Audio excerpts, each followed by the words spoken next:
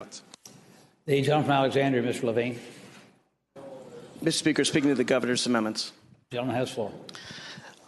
Mr. Speaker, ladies and gentlemen of the House, this is a very good bill. This as amended by the governor.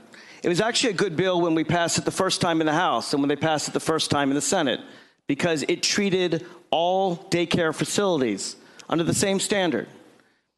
I disagree with my friends from Caroline County. I don't think we voted for it because we wanted to give religious daycare centers a special exemption, which is what's in the conferee's report.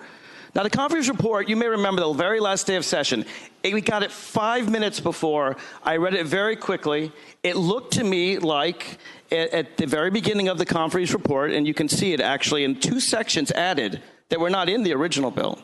It looked to me like they were saying that if it's a religious daycare center, they don't have to wash their hands after using diapers. If it's a religious daycare center, they don't have to do background checks. And so I asked the gentleman from Caroline County, does it treat all of them the same? And he represented that it did, and I voted for the bill.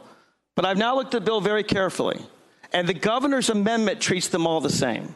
If you believe that no one working for a religious daycare center can ever do wrong, if you believe that just because someone presents themselves and says, I'm a good person, that the church should run no background checks, if you believe that people who work for churches shouldn't wash their hands after handling diapers, but people who don't work for churches should, then you're going to vote against the governor's amendments. Mr. Speaker, will the gentleman yield for a question?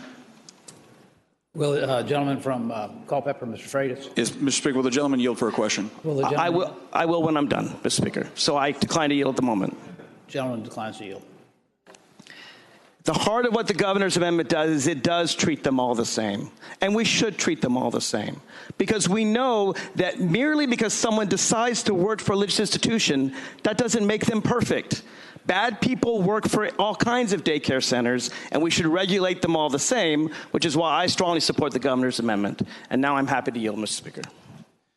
Mr. Speaker, I would just ask the gentleman, does the gentleman believe that religious people won't wash their hands unless government regulators instruct them to do so?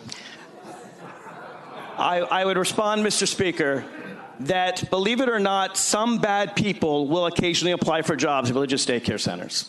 Mr. Speaker, will the gentleman yield for another question? Will the gentleman yield? I will. Does the gentleman believe that occasionally government regulators might not wash their hands? And if so, should we have government regulators to watch the government regulators to make sure that the government regulators wash their hands?